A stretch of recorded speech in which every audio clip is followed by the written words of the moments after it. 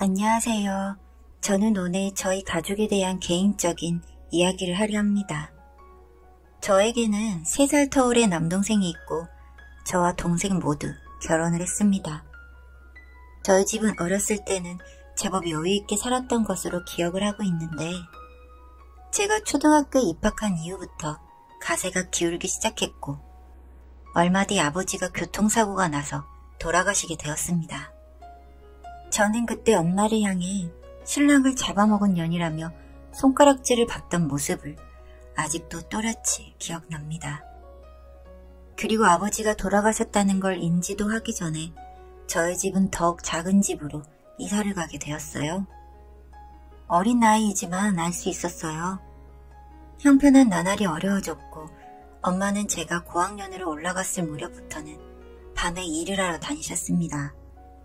엄마는 실공장에서 야간 일을 하셨는데 저희와 함께 있는 시간보다 야간 수당이 조금 더 붙는 밤에 일을 하실 수밖에 없었어요.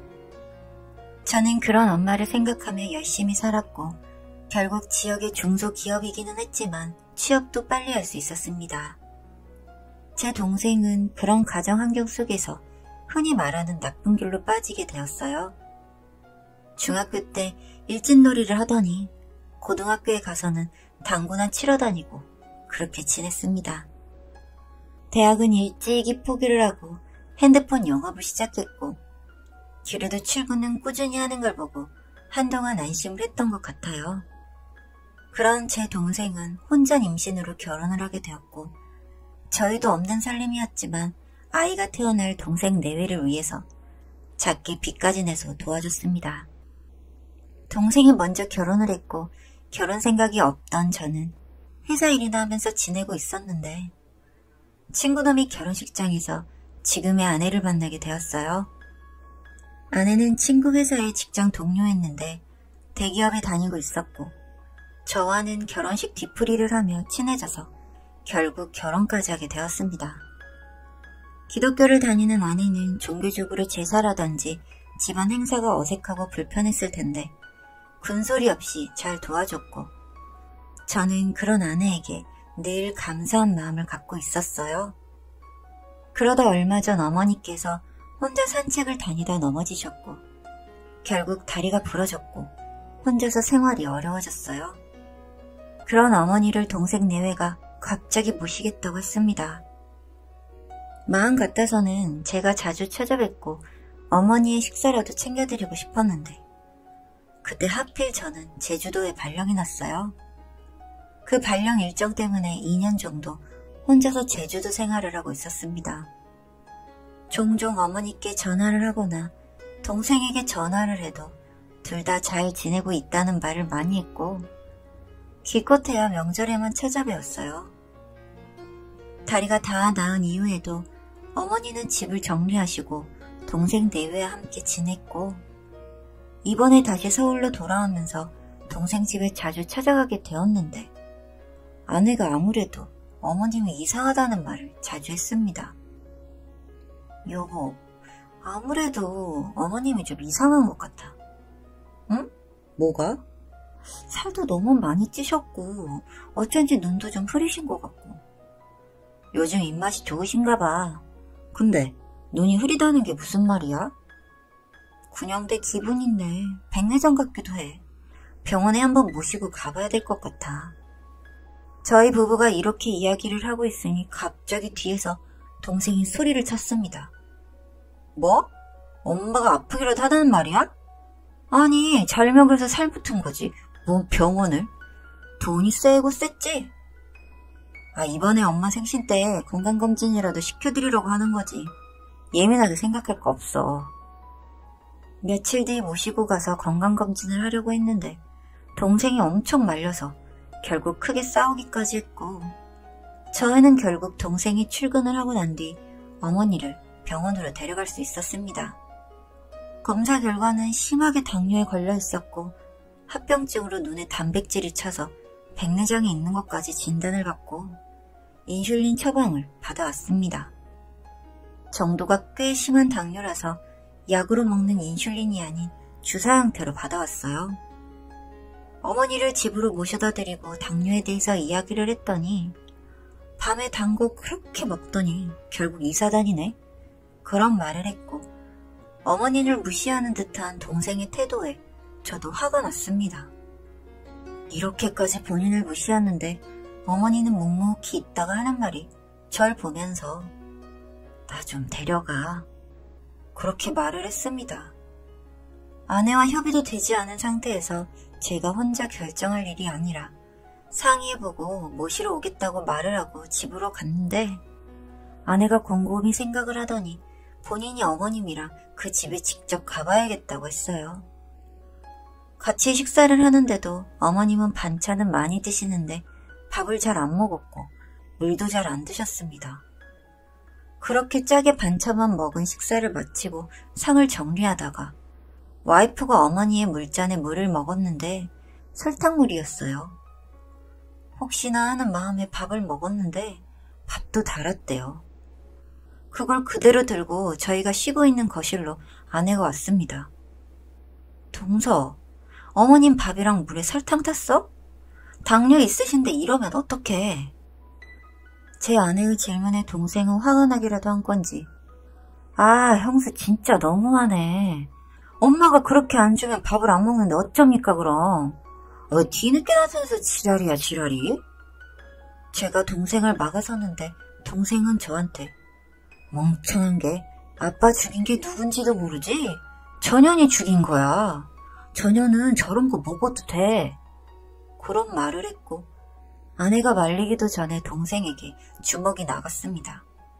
재수씨와 아내가 그런 저희를 뜯어 말렸고 결국 어머니는 저희가 모시고 갔습니다. 집으로 가는 동안 어머니에게 그간 있었던 일을 물어보니 너무 힘든 나날들이었다며 엉엉 소리를 내어 울었어요. 다리를 다쳐 잠시 동생네 머물리고 했는데 동생네 부부가 이번 기회에 모시겠다고 말을 했고 그래서 집을 팔았다고 했습니다. 그러면서 하는 말이 본인들 집은 전세니까 그 돈을 함께 보태서 이번에 매매를 하는 게 좋겠다고 했고 뭐에 홀린 듯이 그 돈을 다 줬다고 했어요. 한 며칠을 평소와 다름없이 지내다가 방학이라 손주가 외할머니 댁에 가고 난 이후부터 학대가 시작되었다고 했습니다. 오늘처럼 밥은 설탕물에 설탕밥을 줬고 수시로 단 음식을 먹었다고 했습니다. 입이 달아서 화장실에서 수돗물을 마시는 날도 많았는데 동생네 부부가 어머니의 핸드폰을 뺐고 돈도 뺏어서 어디에 말을 할 수도 없었고 그렇다고 제주도에 있는 저에게 연락을 하자니 걱정만 끼칠 것 같아서 참고 지낸 게 2년이라고 합니다. 2년 동안 튀김에 배달음식 그리고 설탕물을 먹다 보니 살은 살대로 쪘고 온몸이 안 아픈 데가 없었다고 해요. 결론적으로 동생이 아버지의 사고로 인한 죽음이 엄마가 죽인 거라는 이상한 망상에 빠져 있는데 그 일로 폭행을 한 것도 여러 번이라고 합니다. 그리고 이 망상이 병적인 게 어머니뿐만 아니라 집에만 있는 재수씨에게도 다른 남자와 바람을 핀다느니 그런 말을 했고 잦은 폭행이 있었대요. 제가 자리를 비운 2년이라는 시간 동안 저희 어머니는 병자가 됐습니다. 그 긴 시간 저희 가족만을 위해 희생하신 어머니가 이런 식으로 노년을 보냈는 게 너무 마음에 좋지 않았고 다행히 속이 깊은 저희 아내가 가능한 모시고 살아보자고 했어요. 그렇게 몇 주를 보내고 어머니는 백내장 수술 일정도 잡았는데 저희 회사로 동생이 찾아와서는 난동을 부리며 어머니를 내놓으라고 했습니다. 그렇게 가학적인 행동을 하면서 어머니를 모시려는 동생의 심부를 알 수가 없었지만 저는 그런 동생을 무시하고 어머님의 백내장 수술을 하러 병원에 갔어요.